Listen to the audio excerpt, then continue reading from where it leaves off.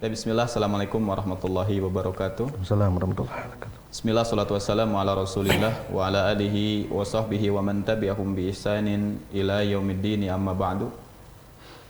Allahumma alimna ma yanfa'una wanfa'na bima 'allamtana wa zidna ilman ya rabbal alamin. Rabbi shrah li sadri wa yassir li amri wahlul 'uqdatan min lisani yafqahu qawli. Alhamdulillah, pada kesempatan siang yang berbahagia ini kita kembali dipertemukan oleh Allah Subhanahu wa taala. Kemudian tidak lupa juga kita memanjatkan salawat dan salam kita kepada Nabi besar kita Nabi Muhammad sallallahu alaihi wasallam, kepada keluarganya, sahabatnya, tabi'in, tabi'ut tabi'in, dan kepada seluruh umatnya yang mutaba'ah kepadanya sampai dengan hari kiamat. Sahabat Gema Islam yang dirahmati Allah Subhanahu wa taala, ya sebagaimana tadi telah dibahas atau telah disinggung oleh host kita Akhuna Eriga hafizahullah taala tentang kriteria wanita yang harus dinikahi. Yang harus dinikahi. Yang harus dinikahi. Nah, kan tapi perkara yang perlu kita ketahui bersama bahwa di dalam menentukan standarisasi seorang wanita yang layak untuk dijadikan sebagai pasangan hidup kita, maka tidak boleh sekali-kali kita merujuk kepada hawa nafsu dan hanya berlatar belakang daripada syahwat saja. Karena memang tadi ya sebagaimana kita dapatkan sebagian daripada pemuda hari ini, mungkin yang dijadikan standar oleh mereka wanita yang paling cocok untuk dijadikan sebagai pasangan hidup mungkin hanya dilihat dari sisi duniawi. Mereka melihat kecantikannya, kemudian bagaimana keluarganya, hartanya, jabatannya, dan seterusnya, maka mungkin hanya sebatas itu saja. Akan tapi kita harus lihat bagaimana pandangan syariat Islam di dalam menentukan pasangan di dalam ya pertikahan ini.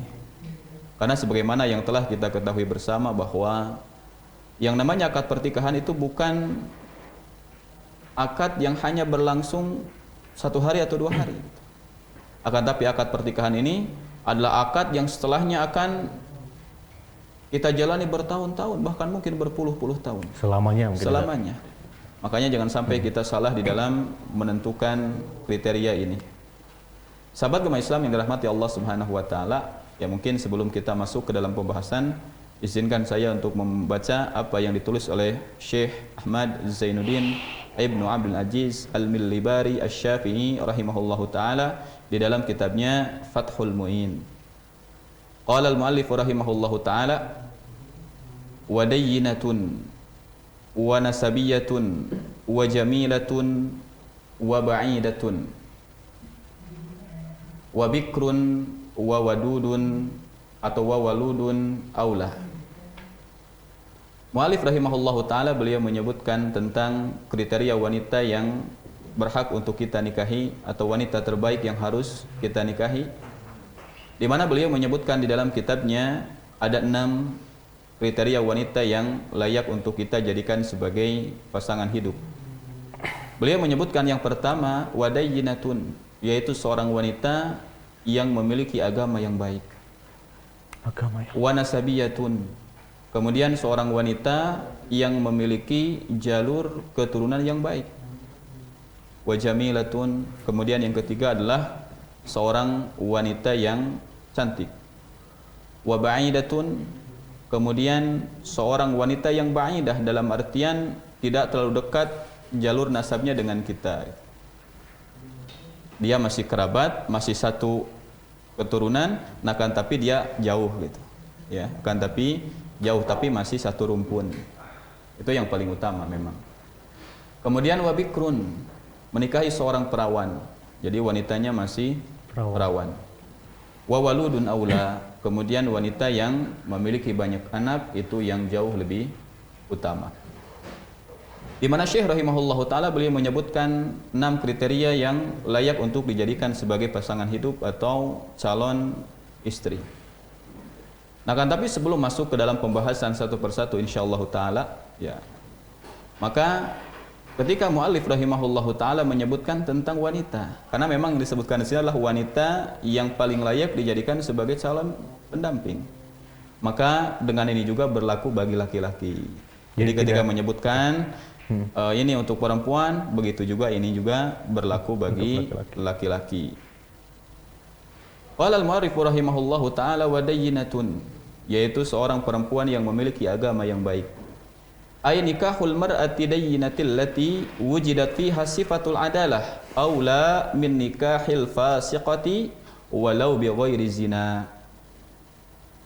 Yang dimaksud dengan dayyinah yaitu menikahi seorang wanita yang memiliki agama yang baik, yang dimana di dalam diri wanita tersebut didapatkan sifat keadilan, dan ini jauh lebih utama daripada menikahi seorang wanita fasiqah, seorang wanita yang fasik, meskipun kefasikan itu bukan daripada dosa perzinahan.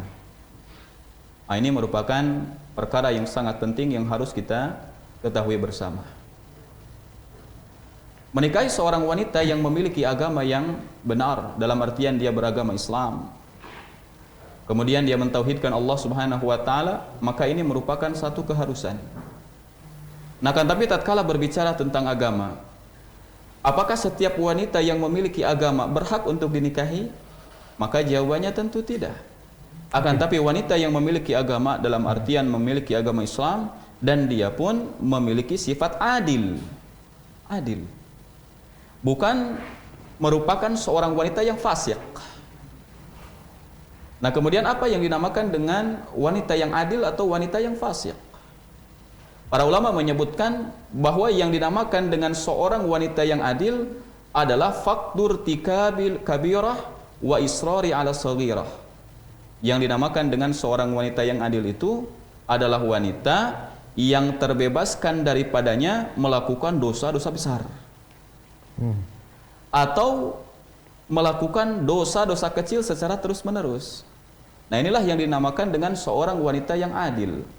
Berarti dalam kriteria agama ini tidak hanya sekedar agama Islam saja. Nah, tidak hanya sekedar agama saja. Yang pertama, pilih seorang wanita yang adil di dalam masalah agama. Seorang wanita yang adil adalah yang pertama, wanita itu tidak melakukan dosa-dosa besar. Dan kita telah mengetahui bersama bahwa yang dinamakan dosa besar sebagaimana yang disebutkan oleh para ulama, setiap dosa yang ada konsekuensinya ketika di dunia, ada hukumannya, dan mendapatkan ancaman ketika di akhirat. Contohnya seperti membunuh, kemudian mencuri, kemudian berzina, atau dosa-dosa yang lain yang itu dianggap sebagai dosa besar. Maka tidak boleh kita menikahi wanita yang demikian. Dan bukan merupakan wanita yang fasik, ya, bukan merupakan wanita yang fasik. Dan wanita yang fasik itu kebalikan daripada wanita yang adil. Dalam artian dia melakukan dosa-dosa besar atau dia terus-terusan melakukan dosa-dosa kecil. Mungkin tapi konsisten. Ya, seorang wanita atau wanita itu tidak melakukan dosa besar, akan tapi kesehariannya dia senantiasa melakukan dosa-dosa kecil. Contohnya misalkan didapatkan bahwa wanita itu kerjanya gibah saja, tapi terus kerjaannya gibah, dia hobinya gibah. Atau ketika dia berbicara suka berbohong, atau mungkin ya melakukan dosa-dosa yang lain, maka ini pun tidak boleh dijadikan sebagai pasangan hidup. Apalagi gibahnya yang sehari 3 kali ya Ustaz? Apalagi yang gibahnya mungkin sudah menjadi seperti makanan pokok. Nah, ini tidak boleh. Walau bi ghairi nahwi zina. Meskipun wanita itu tatkala dia melakukan dosa bukan dosa zina, karena nanti di dalam menikahi seorang wanita yang berzina itu para ulama terjadi khilaf yang sangat kuat. Bolehkah kita menikahi wanita yang berzina atau tidak boleh? Bolehkah seseorang menikahi seorang pelacur atau tidak? Atau seorang wanita yang dia melaksanakan dosa besar dengan zina dan dia belum bertobat kepada Allah Subhanahu wa taala, apakah boleh menikahinya atau tidak? Nah, ini nanti insya Allah kita akan bahas pada tempatnya. Pertama yang harus kita pahami di dalam apa yang dikatakan oleh mu'allif rahimahullahu ta'ala, yaitu kriteria yang paling utama, dan ini yang harus dijadikan sebagai inti daripada kita memilih pasangan hidup. Dayyinah, seorang wanita yang memiliki kualitas agama yang baik. Yang baik. Itu nomor 1 betul. Itu nomor 1. Meskipun nggak cantik Ustaz. Baik, masalah cantik dan tidak nanti kita akan bahas pada intinya insyaallah taala. Sabar. Baik, Ustaz. Ya, sabar. Ya. Karena para ulama menyebutkan man istajala syai'an qabla awanihi uqiba bihirmanihi. Siapa yang terburu-buru sebelum datang waktunya, maka dia dihukum tidak akan mendapatkan Nah sesuatu. itu sahabat Sabar. Islam, Ya, dicatat jadi ya. Jadi bertanya nanti sesuai dengan tema pas di akhir. Nah, Baik Ustaz. lil khabaril muttafaqi alaih, berdasarkan khabar yang disepakati atasnya. Maksudnya khabar atau hadis Rasulullah sallallahu alaihi wasallam yang telah disepakati oleh Imam Al-Bukhari dan juga Imam Muslim yang terdapat di dalam sahihnya. Yang dimana hadis ini diterima dari sahabat yang mulia Abu Hurairah radhiyallahu taala anhu, Abdurrahman bin Sakhrin Ad-Dausi. Di mana Rasul sallallahu alaihi wasallam beliau bersabda, "Tunkahul mar'atu li arba'in. Limaliha wa li jamaliha wa li hasabiha wa li diniha. Fadfar bidzatid din taribat yadak." Di mana Rasulullah sallallahu alaihi wasallam beliau bersabda, wanita dinikahi karena 4 perkara. Yang pertama, limaliha, karena hartanya. Wali jamaliha, karena kecantikannya. Wali hasabiha, karena jalur keturunannya. Wali diniha, dan karena agamanya. Fadfar bidati din taribat yadak. Kemudian Rasul sallallahu alaihi wasallam beliau bersabda, pilihlah agama sebagai yang engkau ambil, yang tidak boleh lepas. Jadi dari 4 perkara ini kalau tidak mungkin mengumpulkan keempat-empatnya, maka pilihlah agama yang paling didahulukan. Karena mungkin kalau kita melihat hari ini, mencari seorang wanita yang sempurna dari berbagai macam sisi ini sulit. Sulit. Mungkin ada orang, si wanita ini kaya, gitu, tapi agamanya buruk. Ada orang yang memiliki kecantikan yang sangat luar biasa, cantik. Nah kan tapi kelakuannya, akhlaknya, agamanya rusak. Dia pelaku zina. Nah, maka ini pun tidak boleh. Jadi kalau tidak mungkin mengumpulkan 4 perkara ini, fadfar bidzatid dini taribat yadak, maka ambillah agama yang jangan sampai engkau lepaskan. Karena agama ini merupakan perkara yang paling penting. Kemudian sekarang barangkali ada pertanyaan daripada sebagian sahabat agama Islam dimanapun berada. Kenapa syariat Islam ini memerintahkan kepada kita atau siapapun di antara kaum muslimin yang akan melangsungkan pertikahan, dia harus melihat calon pasangannya dari sisi agama. Karena yang namanya rumah tangga nanti akan terjadinya at-tarbiyah, pendidikan di dalamnya. Apalagi yang namanya seorang ibu, calon ibu, maka tidak akan mungkin akan lahir daripada keluarga tersebut keturunan yang soleh dan solihah, kecuali yang dihasilkan daripada orang tua, suami dan istri yang soleh dan solihah, yang memiliki agama yang baik. Karena kewajiban merupakan seorang suami nanti ketika dia sudah berumah tangga, kewajiban istri juga nanti ketika berumah tangga, tatkala dia memiliki anak keturunan, maka kewajiban mereka adalah mendidiknya.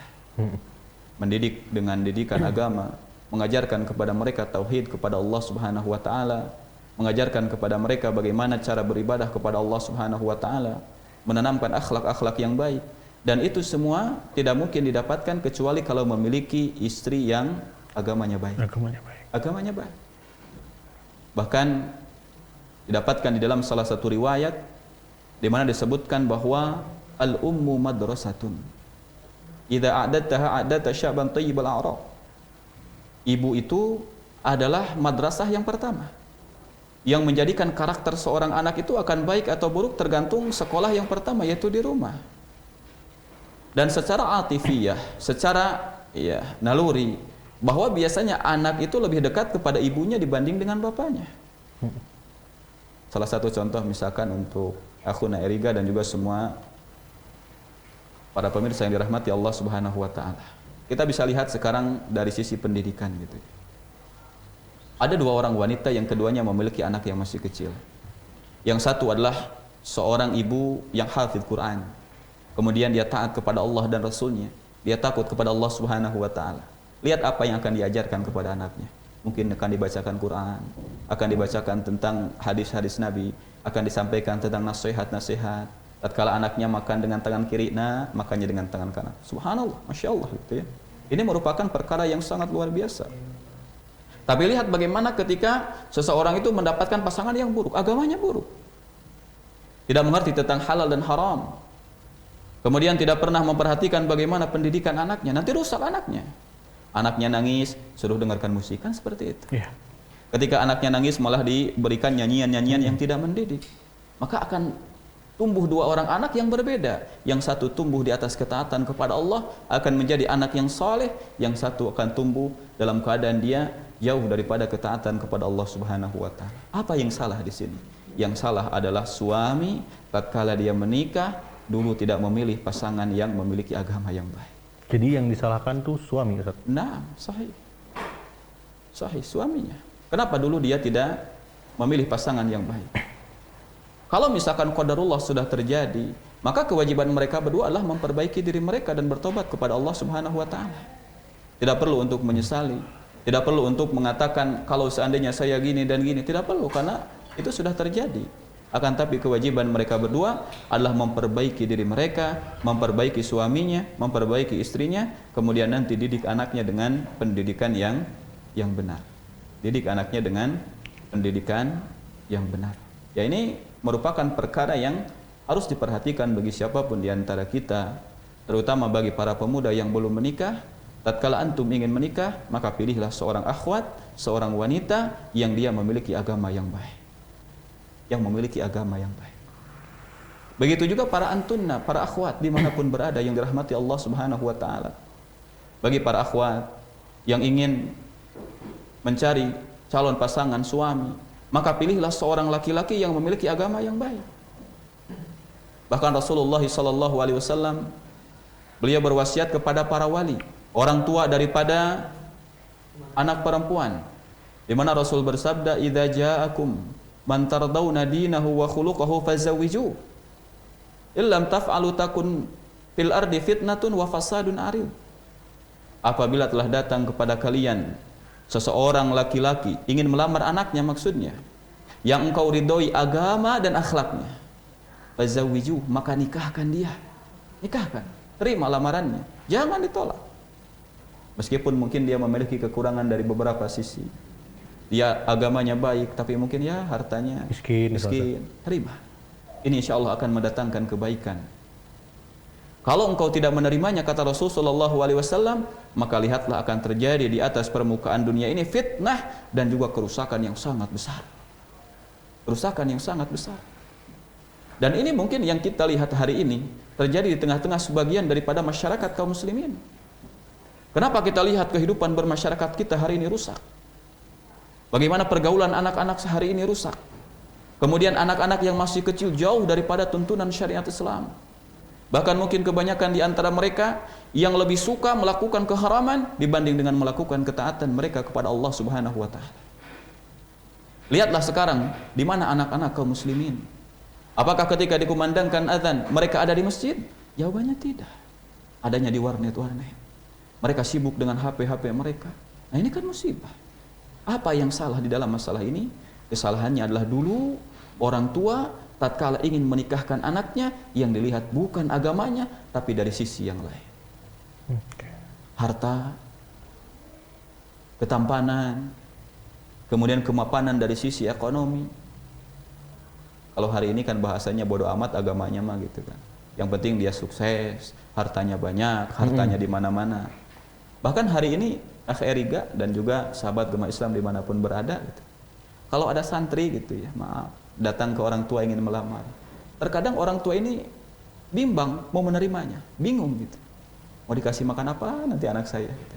Nah, dia cuma lulusan pesantren, mungkin dia agamanya bagus, akhlaknya bagus, apalagi mungkin lihat pemuda yang kesehariannya di masjid, rajin melaksanakan sholat, malah dia bingung, jangan-jangan nanti teroris lagi dia. Seperti itu. Dan ini musibah, ini terjadi di tengah-tengah apalagi masyarakat mungkin kita. Ustaz, di tengah-tengah masyarakat kita sekarang, pemudanya rajin belajar bahasa Arab misalnya Ustaz. Apalagi diisukan itu bahasa Arab katanya ciri tadi Ustaz, ciri teroris. Memang Ustaz, fakta di lapangan ya, memang seperti itu sih Ustaz. Kadang memang pertama kali ketika seorang pemuda datang ke rumah si akhwat, si perempuan, katakanlah di sini dia itu agamanya baik Ustaz, akidahnya lurus dan sebagainya, hafalannya banyak, tapi yang ditanyakan untuk pertama kali, antum kerja di mana? Memang itu fakta seperti itu. Dan pertanyaan seperti itu bukan hanya sekedar ingin mengetahui dia udah bekerja atau belum, tapi lebih dalam. Makanya maksudnya nanti kalau misalkan jawabannya, oh saya misalnya cuman dagang panci atau apa, lah nanti anak saya dikasih makan apa? Memang kenyataannya memang seperti itu, Ustadz, dan saya juga bingung saat itu yang membuat para orang tua seperti itu kenapa kira-kira, Ustadz? Baik. Pertanyaannya, kenapa bisa terjadi perkara yang demikian? Maka jawabannya karena jauhnya kita daripada bimbingan syariat Islam. Para pemirsa yang dirahmati Allah Subhanahu wa taala, kalau kita ingin diberkahi di dalam kehidupan kita, maka dekatkan diri kita dengan Allah Subhanahu wa taala. Jangan pernah kita merasa khawatir tentang yang namanya rizki. Karena rizki kita semuanya telah dijamin oleh Allah Subhanahu wa taala. Seseorang akan mati telah Allah tentukan, rizkinya seberapa telah Allah tentukan.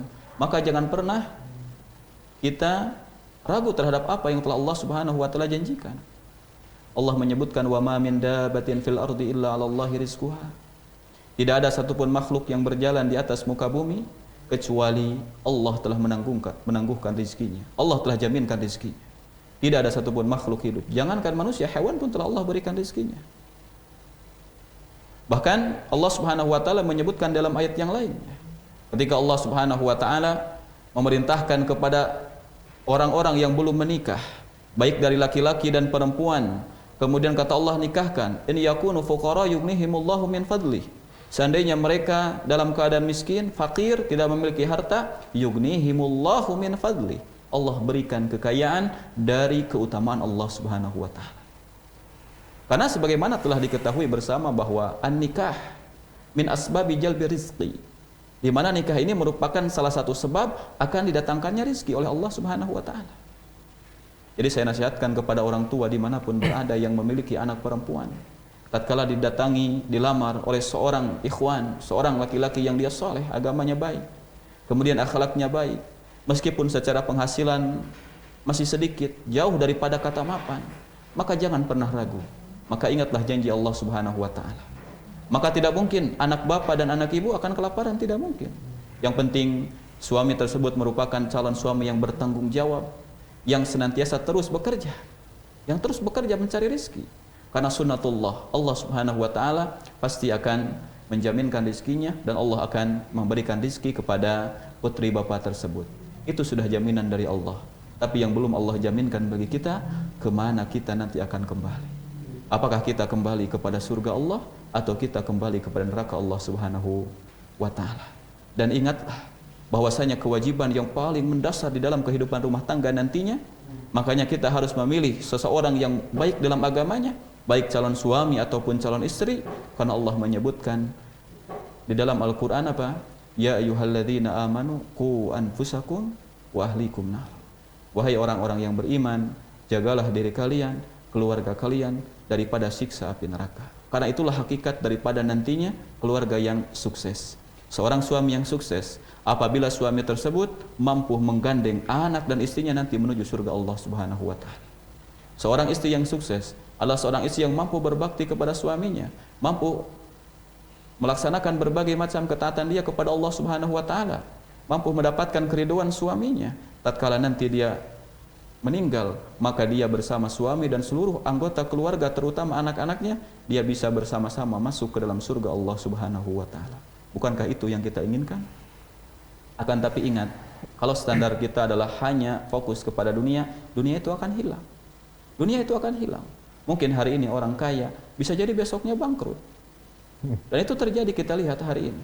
Atau orang yang mungkin standarnya hanya karena dia memiliki fisik yang baik, ganteng gitu. Hanya itu aja fokus gitu. Maka ingat, kegantengan ini hanya bertahan beberapa saat.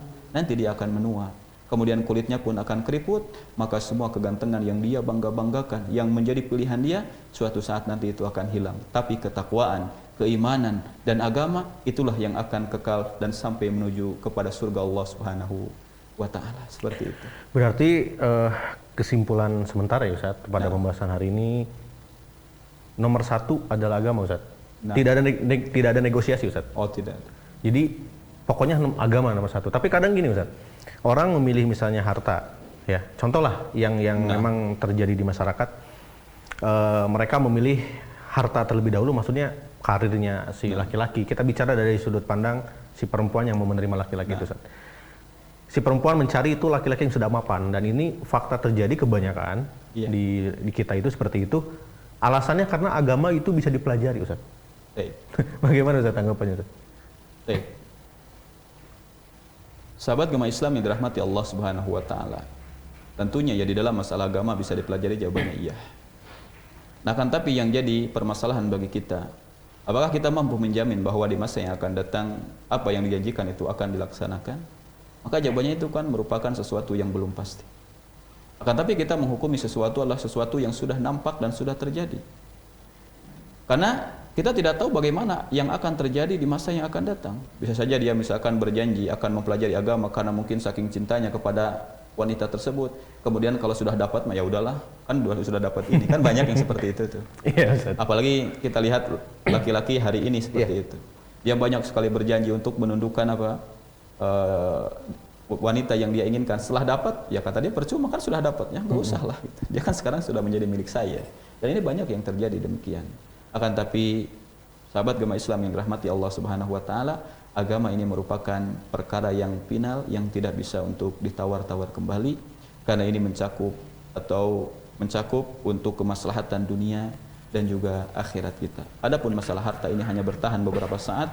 Kita tanya berapa sih kita bertahan di dunia ini? Mungkin orang hanya hidup 50 tahun, 60 tahun, setelah itu meninggal. Akan tapi perjalanan kita nanti di akhirat itu merupakan perjalanan yang sangat panjang. Dan kalau seorang laki-laki salah di dalam memilih wanita yang buruk dari sisi agamanya ataupun sebaliknya, maka nanti tidak mungkin akan mendapatkan keluarga yang sakinah, mawaddah dan warahmah. Salah satu contoh, misalkan saya berikan contoh seperti ini. Tatkala seorang laki-laki menikah dengan wanita yang memiliki akhlak yang buruk, suka marah-marah, tidak pernah mensyukuri apa yang diberikan oleh suami, maka kemudian dia menikah dengan wanita tersebut. Maka coba kita tanya kepada suaminya, apakah antum bahagia? Jawabannya mungkin tidak. Suaminya tatkala memerintahkan kepada istrinya, "Ma, tolonglah berhijab." Istrinya enggak mau. Karena tidak memiliki landasan agama. Siapa yang akan sakit hati? Suaminya. Kemudian tatkala dia mendapatkan istrinya, "Maaf, selingkuh dengan yang lain." Itu bagaimana? Atau tatkala dia memerintahkan kepada istrinya, "Ma, kalau mendidik anak, cobalah didik dengan didikan agama, ajarkan Quran." Istrinya gak pernah baca Quran, gak bisa baca Quran. Siapa yang akan sengsara? Suaminya nanti. Itu akan datang kerugian, berbagai macam kerugian di dalam kehidupan rumah tangga. Makanya syariat Islam sebelum itu terjadi, dari awal ini sudah dipersiapkan. Nih karakternya yang ditawarkan oleh Islam. Nih siapa saja wanita yang berhak, yang harus kita nikahi seperti apa? Kriterianya sudah dijelaskan. Supaya nanti tatkala terjadinya akad pertikahan, tidak ada lagi yang namanya penyesalan dan juga penyesalan. Ingat, agama itu yang paling penting. Seperti itu. Jadi nggak ada negosiasi ya Ustaz? Tidak ada. Nah tadi jadi saya kepancing Ustaz, jadi ingat ke beberapa flashback ke belakang. Jadi waktu itu kita pernah berkumpul teman-teman Ustaz, para ikhwan. Ya Ana waktu itu belum menikah Ustaz. Nah. Dia minta pendapat. Jadi ada teman-teman, dia minta pendapat kepada kita, kenal nggak sama perempuan ini? Oh kenal. Nah dia tertarik Ustaz. Nah salah satu teman saya itu bilang, kalau bisa mah jangan sama dia. Saya itu tahu dia itu gini-gini. Apalagi kan secara fisik aja nggak berhijab. Nah saya tetangganya gini. Nah si teman saya ini dia anak pesantren Ustaz, Masya Allah gitu kan. Dan dia berkata seperti ini Ustaz, barangkali gitu ada sahabat agama Islam juga yang punya pemahaman seperti ini. Saya mau verifikasi benar atau tidak. Jadi dia itu berkata seperti ini, wah kalau gitu menjadi sebuah tantangan buat saya katanya. Kalau saya bisa membuat dia berkerudung sampai bercadar, itu menjadi sebuah kepuasan tersendiri. Katanya gitu Ustaz. Jadi dia lebih memilih wanita itu karena itu. Tapi memang alasan utamanya dia sebutkan karena memang parasnya cantik Ustaz. Tapi dia punya tantangan. Kalau saya bisa menikahi dia dan bisa membuat dia berhijab plus pakai cadar misalnya, itu menjadi sebuah kepuasan tersendiri dan menurutnya kemungkinan pahala menjadi lebih besar katanya Ustaz. Nah ini bagaimana Ustaz? Karena saya rasa yang berpikir seperti ini bukan satu orang saja. Masya Allah, ya ini merupakan kalimat yang mungkin ketika kita dengar merupakan kalimat yang sangat indah. Ya. Nah kan tapi di dalam prakteknya ini merupakan perkara yang sulit untuk terrealisasi. Kenapa demikian? Yang pertama bahwa terkadang atau yang paling banyak yang terjadi di tengah-tengah masyarakat kita bahwa si suami itu tidak bisa berkutip di hadapan istrinya. Mungkin dari awal dia mampu untuk mengatakan demikian, tapi tatkala dia cinta kepada istrinya, yang namanya kalau orang itu sudah cinta, sulit dia untuk melarang dan juga menegurnya. Duh, gak enak nih. Ketika lihat istrinya sedang tidur, tidak mau melaksanakan sholat, kasihan gitu. Apalagi kalau orang yang memiliki kualitas agama yang buruk, lemah, suaminya juga lemah agamanya, ditambah istrinya juga seperti itu, maka ini akan terjadi kerusakan. Nah, kan tapi tentunya janganlah kita sekali-kali terjerumus ke dalam fitnah. Karena orang itu kalau dia menantang fitnah, maka dia pun akan terperosok ke dalam fitnah itu. Dan ini terjadi ya. Ada sebagian orang yang dia coba-coba untuk menikah dengan orang kafir. Dengan alasan saya ingin mendakwahi orang kafir. Padahal di dalam hatinya karena dia melihat kecantikan. Sampai akhirnya bukan dia mengajak wanita itu ke dalam agama Islam, justru dia yang masuk ke dalam agama kafir. Ini sering terjadi. Ini musibah. Maka ingat, jangan sekali-kali kita masuk ke dalam pintu fitnah. Karena yang namanya hati kita ini merupakan hati yang sangat lemah. Para ulama menyebutkan syubhat itu menyambar-nyambar. Akan tapi hati kita merupakan hati yang lemah. Kalau mau selamat, jangan pernah coba-coba terjerumus ke dalam fitnah. Kalau kita ingin selamat, jangan coba-coba terjerumus ke dalam pintu fitnah. Kalau kita ingin berjihad, kalau kita ingin berdakwah, maka jalan dakwah masih banyak. Antum bisa mengajarkan Al-Quran, antum bisa berdakwah, menyampaikan hadis-hadis Nabi Sallallahu Alaihi Wasallam, maka itu bagian dari dakwah. Nah, kan tapi di dalam masalah itu, maka saya yakin kalimat itu tidak diucapkan kecuali orang yang dia buta. Dalam artian dia hanya memikirkan syahwat dan hawa nafsunya. Jadi dia itu mencintai wanita itu karena melihat parasnya cantik.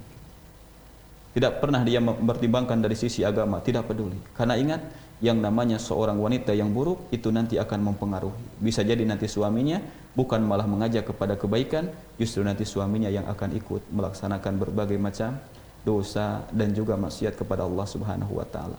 Dan ini pun sering kita lihat. Iya, ada orang yang mungkin sebelum nikah, Masya Allah, dia berbakti kepada siapa? Orang tuanya. Tiba-tiba setelah nikah apa yang terjadi? Hilang, lupa kepada orang tuanya. Kenapa? Karena lebih sayang istri. Ya. Lebih sayang istri. Dan itu banyak sekali terjadi. Makanya kan kata orang itu, kalau suaminya bintang 3, maka istrinya bintang 4. Apalagi yang susis, Ustaz. Iya, apalagi susis. Nah, ini musibah. Sahabat agama Islam yang dirahmati Allah Subhanahu wa taala, ya tadi kita telah membahas tentang kriteria wanita yang pertama yang harus menjadi pilihan yang paling utama, yaitu ad-dayyinah atau dayyinatun, seorang wanita yang memiliki kualitas agama yang baik. Kemudian barangkali ada pertanyaan tentang apa hukumnya seorang laki-laki menikahi wanita yang berbeda agama. Ini yang sering kita lihat hari ini. Iya, Ustaz. Banyak, Ustaz. Banyak sekali. Jadi perhatikan di dalam masalah ini yang dibahas oleh para ulama adalah qadrul jawaz, yaitu ukuran boleh atau tidak, bukan ukuran utama atau tidak utama. Bukan itu maksudnya, akan tapi hanya boleh atau tidak dalam artian sah nggak nikahnya atau tidak. Iya. Sebelum masuk ke dalam perkara itu, maka saya ajak semua sahabat agama Islam dimanapun berada untuk mentadabburi firman Allah Subhanahu wa taala yang terdapat di dalam surat Al-Mumtahanah ayat ke-10. Di mana Allah Subhanahu wa taala berfirman, a'udzubillahi minasyaitonir rajim, ya ayyuhalladzina amanu idza ja'akumul mu'minatu muhajiratin famtahinuhun Allahu a'lamu biimanihin fa in 'alimtumuhunna mu'minatun fala tarji'uhunna illa ilal kufar lahunna hillul lahum wa lahum yahilluna lahunna. Di mana Allah Subhanahu wa taala berfirman, wahai orang-orang yang beriman, apabila telah datang kepada kalian al-mu'minat, seorang wanita yang mukmin, muhajirat, yang hijrah dari Mekah ke kota Madinah, famtahinuhunna, maka ujilah keimanan mereka. Allahu a'lamu biimanihinna, Allah Subhanahu wa taala mengetahui tentang keimanan mereka. Fa in alimtumuhunna mu'minat, seandainya engkau mengetahui, kalian mengetahui bahwa mereka adalah orang-orang yang beriman, seorang wanita yang mukminah, fala tarji'uhunna illal kufar, maka jangan dikembalikan mereka kepada orang-orang kafir. Lahunna hillul lahum wa lahum yahilluna lahunna, di mana mereka tidak halal bagi mereka dan mereka pun tidak halal bagi mereka. Lihatlah di dalam ayat yang mulia ini, di mana para ulama tatkala menjelaskan tentang asbabun nuzul, sebab diturunkannya ayat yang mulia ini, adalah ketika terjadinya Sulhul Hudaybiyah, perjanjian Hudaybiyah antara Rasulullah SAW dengan orang-orang musyrikin Quraisy. Di mana salah satu isi perjanjian itu bahwa apabila ada orang Mekah yang hijrah ke Madinah, maka harus dikembalikan. Ya, maka harus dikembalikan kecuali atas izin walinya. Dan ketika itu banyak sekali sahabiat atau para sahabat perempuan yang tinggal di kota Mekah yang mereka belum bisa hijrah. Tapi sebelum hijrah sudah terjadi perjanjian ini. Sedangkan orang-orang muslimah, para sahabat yang sudah masuk agama Islam, suami mereka masih beragama kafir, musyrik. Maka datanglah sebagian daripada mereka ke kota Madinah. Maka di dalam masalah ini Rasulullah SAW diperintahkan oleh Allah Subhanahu Wa Taala, coba uji keimanan mereka. Kalau mereka benar-benar orang yang beriman, maka tidak boleh lagi dikembalikan kepada suami mereka yang sudah atau yang kafir. Dan inilah yang dijelaskan oleh para ulama bahwa seorang wanita yang muslimah, seorang wanita yang mukminah, maka dia tidak boleh berada di bawah suami yang kafir dengan alasan apapun. Baik kafirnya adalah dalam artian dia sebagai orang musyrikin, atau dia sebagai orang Yahudi atau orang Nasrani atau agama-agama yang lain. Seorang wanita yang muslimah tidak boleh dinikahi kecuali oleh laki-laki yang muslim. Dan itu final, tidak bisa ditawar lagi. Dan ini menurut kesepakatan para ulama. Jadi kalau hari ini kita melihat ada seorang wanita yang muslimah tapi suaminya kafir, maka harus segera dipisahkan, tidak boleh. Itu hukum nikahnya adalah nikah yang batal. Fasakh, ini terjadi pemisahan hubungan pertikahan. Karena dalam Islam tidak boleh seorang wanita yang muslimah berada di bawah kekuasaan laki-laki yang kafir. Nah, kemudian yang jadi pertanyaan yang kedua, bagaimana kalau kondisinya dibalik? Laki-lakinya muslim kemudian menikah dengan wanita yang bukan beragama Islam. Apakah ini diperbolehkan atau tidak? Maka jawabannya tafsil. Yang pertama bahwa kalau wanita tersebut beragama di luar daripada agama ahlul kitab. Ahlul kitab ini berarti Yahudi dan Nasrani. Maka hukum pernikahannya tidak boleh, haram. Pernikahannya haram. Berarti yang Yahudi sama Nasrani masih boleh? Yahudi dan Nasrani masih boleh karena itu merupakan bagian daripada ahlul kitab. Tapi di luar daripada ini tidak boleh. Karena Allah Subhanahu wa taala menyebutkan dalam surat Al-Mumtahanah ini, walahum yahilluna lahun. Di mana mereka tidak halal bagi mereka dan perempuan mereka juga tidak halal gitu. Tidak boleh. Yang dimana orang-orang Mekah ketika itu beragama dengan agama musyrik. Mereka penyembah patung dan yang lainnya. Nah, kemudian bagaimana sekarang kalau laki-laki yang muslim mereka menikah dengan wanita di luar daripada agama Islam tapi beragama ahlul kitab, Yahudi dan juga Nasrani. Sah gak pernikahannya? Sah dan boleh, tapi tidak utama. Tapi tidak utama dan tidak baik. Dalam artian kalau hanya sah ya sah. Kalau ditanya boleh ya boleh, tapi dia tidak mengambil sesuatu yang paling utama yang diperintahkan oleh Allah Subhanahu wa taala. Lihatlah di dalam surat Al-Maidah ayat ke-5. Di mana Allah Subhanahu wa taala berfirman, "Al-yauma uhilla lakumut thayyibat wa ta'amul ladzina utul kitaba hillul lakum wa ta'amukum hillul lahum wal muhsanatu minal mu'minati wal muhsanatu minal ladzina utul kitaba min qablikum." Di mana Allah Subhanahu wa taala berfirman, pada hari ini telah aku halalkan bagi kalian at-thayyibat, yaitu perkara yang baik kata Allah. Dan makanan orang-orang yang diberikan Alkitab kepada mereka halal bagi kalian. Maksud Alkitab di sini adalah orang-orang Yahudi dan juga Nasrani. Dan makanan kalian halal bagi mereka. Boleh mereka memakan makanan kita, boleh mereka memakan sembelihan kita, boleh. Sebagaimana kita pun boleh memakan makanan mereka dan sembelihan mereka. Wal muhsanatul mu'minat, wal muhsanatu minal mu'minat wal muhsanatu minal ladzina utul kitaba min qablikum. Dan boleh bagi kalian wahai orang-orang yang beriman menikahi dengan al-muhsanat. Muhsanat di sini adalah seorang wanita yang mampu menjaga dirinya, menjaga kesuciannya, tidak terjerumus ke dalam perbuatan dosa zina. Dari siapa? Dari kalangan orang-orang yang beriman. Dan orang-orang muhsan dari kalangan orang-orang yang diberikan Alkitab sebelum kalian. Nah, ini Allah menyebutkan bolehnya seorang laki-laki yang muslim menikah dengan wanita ahlul kitab dengan syarat mereka harus yang muhsanat, wanita yang mampu menjaga dirinya, tidak melakukan dosa zina dan menjaga harga dirinya. Tapi mungkin untuk hari ini sulit. Ya. Hari ini sulit. Ya, hari ini sangat sulit. Mungkin perzinahan sebagian daripada mereka ini merupakan suatu tradisi. Atau dianggap biasa. Dianggap biasa. Oh, berarti telah gugur apa yang Allah Subhanahu wa taala sebutkan di dalam ayat yang mulia ini. Allah menyebutkan al-muhsanat. Kalau kita mau menikahi wanita Yahudi dan Nasrani ahlul kitab, maka harus seorang wanita yang muhsanah, yaitu wanita yang mampu menjaga harga dirinya dan tidak melakukan ke dalam perbuatan zina seperti itu. Baik Ustaz. Jadi ada mungkin dari pembahasan Ustaz tadi, kita boleh menikahi yang bukan muslim, tapi yang Yahudi dan Nasrani saja. Di luar itu misalkan Hindu, Buddha itu tidak boleh ya Ustaz. Ya.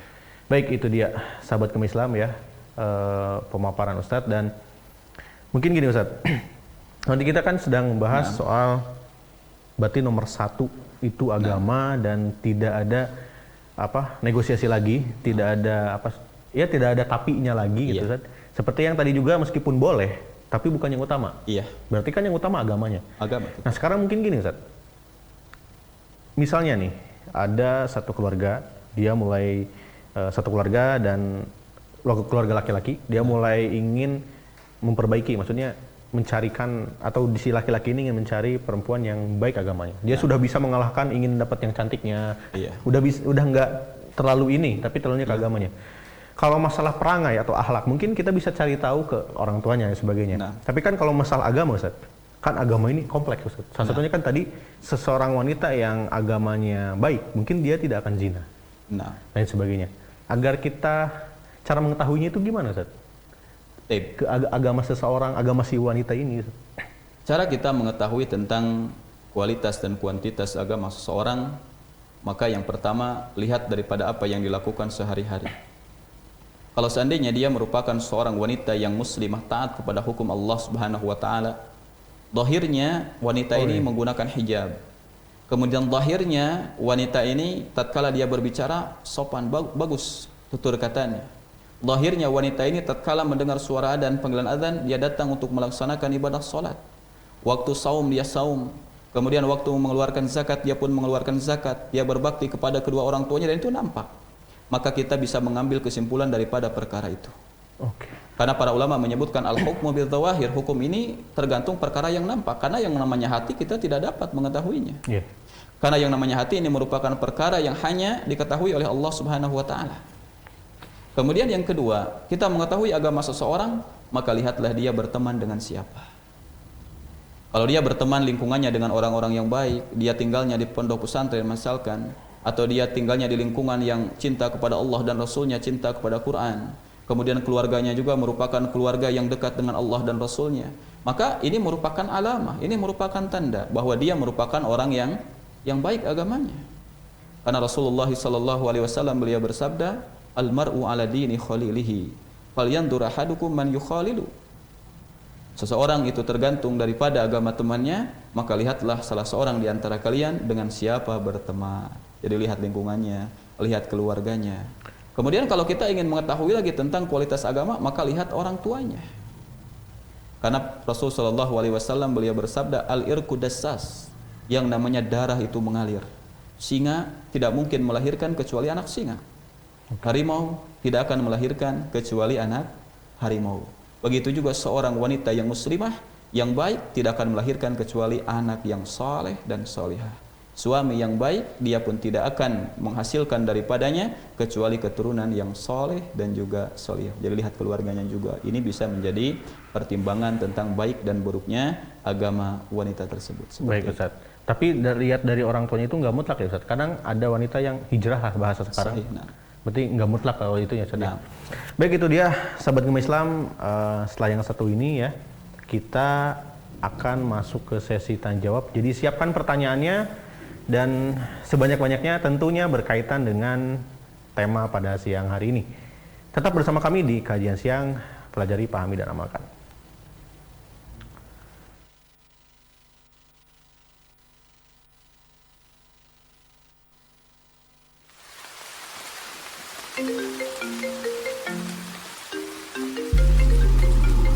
Jantung ini berdetak, hati ini resah. Inilah saat terpenting dalam membangun keutuhan pondasi. Tetapi pada akhirnya, aku memberanikan diri untuk mendatanginya. Ternyata memang benar dengan apa yang dikatakan mereka. Sempurna dan terpercaya. Mega Baja Outlet memenuhi setiap kebutuhan yang kita mau. Kusisipkan kepingan harta untuk sebuah perjalanan, untuk memenuhi panggilan agung ke Baitullah. Waktu ke waktu, kutahan kerinduan ini dalam sujudku. Tak sabar rasanya berucap doa di hadapanmu. Aku menjawab panggilanmu, ya Allah. Tiada sekutu bagimu. Sesungguhnya segala pujian, kenikmatan dan kekuasaan hanya milikmu. Wujudkan harapan dan lepaskan kerinduan ke Baitullah bersama MGI Travel. Siap melayani kebutuhan umroh Anda mulai dari keberangkatan, panduan di tempat tujuan, sampai kembali ke tanah air. Dapatkan program Mega Umroh, spesial umroh bersama Asatid MGI TV. 1 kali dalam setahun. Umroh Itikaf Ramadan selama 15 hari. Umroh liburan akhir tahun, umroh reguler, dan umroh eksklusif keluarga. Untuk informasi lebih lanjut, hubungi 085 6106 0281 atau kunjungi Geraha MGI lantai 1 Jalan Caman Raya nomor 50E Jati Bening, Bekasi. Bersama MGI Travel, wujudkan harapan, lepaskan kerinduan ke Baitullah.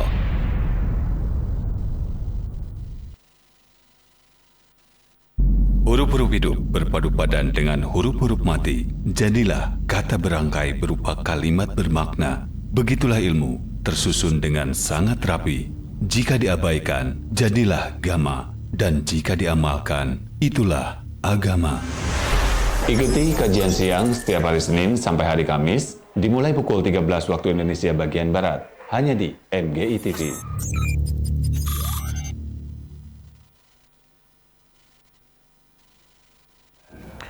Baik, kembali lagi di kajian siang, pelajari, pahami, dan amalkan.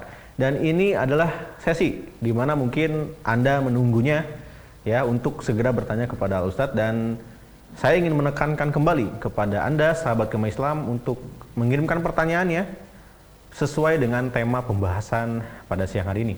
Anda bisa mengirimkan pertanyaannya melalui SMS dan juga WhatsApp-nya di 0811242525 atau melalui line telepon, dan ini yang akan kami dahulukan ya, yaitu melalui 0811 9552 500. Silahkan dicatat nomornya.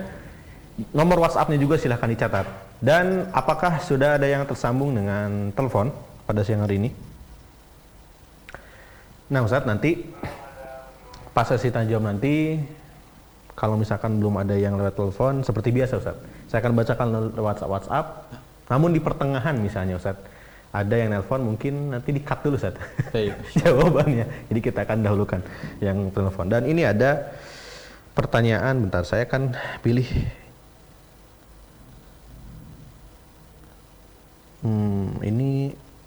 Ini curhat dan ini menarik, tapi bahasanya belum saya paham. Sebentar. Nah, ini Ustadz, ini pertanyaan dari orang tua, Ustadz. Nah, pertanyaan dari orang tua yang ingin memilihkan jodohnya. Beliau menyebutnya, nah Mbak Allah aja Ustadz, nggak menyebutkan namanya. Baik, dari ibu, ya, kalau dari foto profilnya ini ibu Ustadz. Assalamualaikum Ustadz. Assalamualaikum. Saya hamba Allah dari Kali Erang, Bumi Ayu. Kali Erang apa Kali Erang ya? Kali Erang, Bumi Ayu. Saya mau tanya, jika saya harus memilihkan jodoh untuk anak saya, bagaimana caranya mengetahui wanita itu masih suci apa tidak? Dan ini mungkin kaitannya dengan masa sekarang. Mungkin bahasa ininya gini Ustaz. Perawan atau tidak Ustaz? Oh, Mungkin itu mungkin gitu ya. Atau apa mungkin Ustaz? Atau wanita itu sudah berzina atau belum, atau bagaimana Ustaz? Cara mengetahuinya itu bagaimana? Baik. Ibu yang dirahmati Allah Subhanahu wa taala, meskipun tentunya pembahasan ini nanti kita akan bahas pada waktunya di dalam menentukan calon istri yang paling utama adalah menikahi seorang perawan ya. Dan nanti insya Allah akan datang pada pembahasannya. Nah, kan tapi tentunya secara umum saya akan menjelaskan seperti ini. Bahwa kita hanya dapat menghukumi seseorang secara zahir. Dalam artian seorang wanita itu dihukumi masih gadis apabila belum terjadinya akad pertikahan. Dia dalam statusnya belum menikah, maka dihukumi sebagai seorang gadis.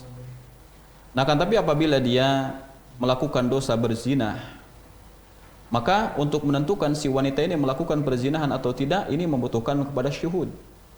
Ini membutuhkan kepada saksi.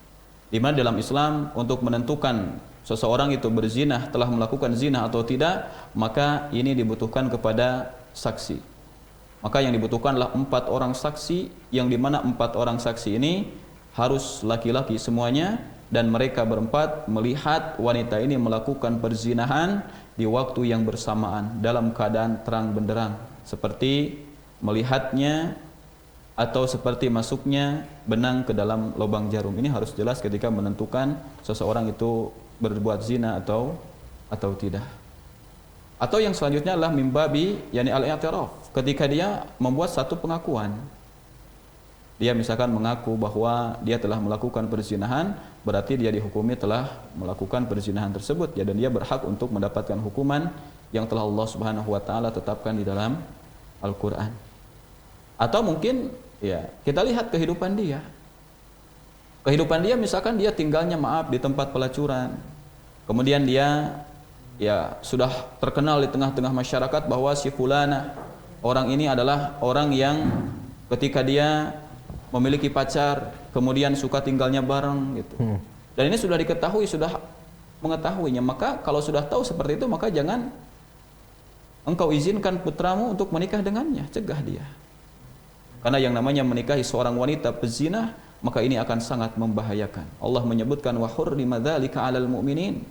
Tatkala Allah Subhanahu wa taala menyebutkan tentang seorang pezinah laki-laki, tidak boleh menikah kecuali dengan pezinah perempuan. Begitu juga pezinah perempuan tidaklah menikah kecuali dengan pezinah laki-laki, dan Allah menyebutkan wa hurrima dzalika 'alal mu'minin, dan Allah telah mengharamkan kepada orang-orang yang beriman. Dan ini merupakan ayat yang sangat berat yang Allah Subhanahu wa taala sebutkan di dalam masalah ini. Maka awas, meskipun wanita itu merupakan wanita yang sangat cantik, akan tapi dia pezina, maka tidak boleh menikah dengannya. Karena yang namanya seorang wanita yang sudah kecanduan dengan berzina, maka dikhawatirkan nanti ketika terjadinya menikah, dia pun akan berzina dengan laki-laki yang lain. Fal'iyadzubillah, maka ini merupakan musibah yang sangat besar. Akan tapi kalau perkaranya yang kedua, bahwa di masa lalu dia telah melakukan perzinahan, akan tapi dia telah taubat kepada Allah Subhanahu wa taala dengan taubatan nasuha, maka kalau dia sudah benar-benar taubat kepada Allah dan dia telah mengganti dosa dia dengan melakukan berbagai macam amal-amal kesalehan dia kepada Allah, maka boleh laki-laki tersebut menikah dengannya kalau wanita ini sudah bertobat kepada Allah Subhanahu wa taala. Dan ini pun terjadi di zaman Umar bin Khattab radhiyallahu taala anhu, di mana Amirul Mukminin Umar bin Khattab radhiyallahu taala anhu, beliau didatangi oleh seorang bapak yang sudah tua, di mana dia meminta saran kepada Amirul Mukminin Umar bin Khattab radhiyallahu taala anhu, di mana orang tua ini mengatakan, ya Amirul Mukminin, sesungguhnya saya memiliki seorang putri, dan putri saya dulu telah melakukan zina, dosa zina, terjerumus ke dalam zina. Kemudian dia telah mendapatkan hukumannya, dia telah didera sebanyak 100 kali, telah diasingkan, telah mendapatkan hukuman Allah Subhanahu wa taala. Kemudian setelah itu perempuan ini tobat kepada Allah dengan taubatan nasuha. Kemudian setelah dia tobat kepada Allah dengan taubatan nasuha, maka datang kepadanya seorang laki-laki yang mau melamarnya. Kemudian kata orang tua ini, apakah saya harus menghabarkan kepada orang yang melamarnya bahwa dia telah melakukan zina? Maka kata Amirul Mukminin, tidak boleh. Janganlah engkau membocorkan apa yang telah Allah Subhanahu wa taala tutupi di masa lalu. Jadi kalau seandainya ada seorang wanita dulu pernah melakukan zina tapi dia telah bertobat kepada Allah Subhanahu wa taala, maka jangan dihabarkan kepada orang yang datang untuk menikahinya, orang yang datang untuk melamarnya, karena dia telah tobat kepada Allah dengan taubatan nasuha. Dan mudah-mudahan Allah Subhanahu wa taala memberikan keselamatan kepada kita semua sebagai kaum muslimin untuk bisa diselamatkan dari berbagai macam dosa, terutama dosa berzinah di luar akad daripada pertikahan, seperti itu.